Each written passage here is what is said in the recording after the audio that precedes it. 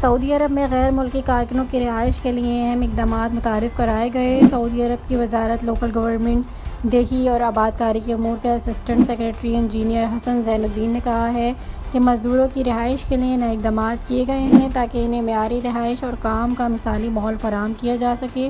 ان کے مطابق یہ پروگرام 10 سرکاری ادارے چلا رہے ہیں جو مملکت میں تمام کارکنوں کو معیاری رہائش فراہم کرنے کے لیے کام کر رہے ہیں۔ اس میں اجتماعی رہائش کے لیے اجازت نامے جاری کرنا اور کاروباری مراکز قائم کرنا شامل ہے۔ بڑے شہروں میں بیچلرز کے لیے اجتماعی رہائش کے انتظام میں سرمایہ کاری کے مواقع موجود ہیں۔ اس میں اجتماعی رہائش کے لیے منصوبہ بندی کے ضوابط شامل ہیں۔ دریں اثنا سعودی عرب کی بندرگاہی شہر جدہ میں حکام نے ان کارکنوں کی 180 رہائش گاہیں خالی کر دیں جو اجتماعی ہاؤسنگ قوانین کی تعمیل کرنے میں ناکام رہے۔ دوبارہ اداروں نے بڑی حد تک رہائش اور لائسنسنگ کے لیے مقررہ تقاضوں کے نفاذ کی تصدیق کی۔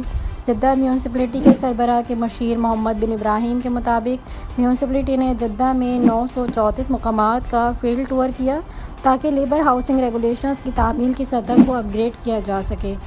یہ دورہ متعلقہ سرکاری ایجنسیوں کے تعاون سے کیے گئے تھے اور ان میں سائٹس کا معائنہ اور جراثیم کشی شامل تھی۔ مقامی حکام نے خلاف ورزی کرنے والے سائٹس کے مالکان پر زور دیا ہے کہ وہ فوری طور پر جرمانے ادا کریں، بغیر لائسنس لیبر ہاؤسنگ یونٹس کو فوری طور پر خالی کر دیں اور مزید جرمانے سے بچنے کے لیے اپنی حیثیت کو درست کرنے کے لیے اقدامات کریں۔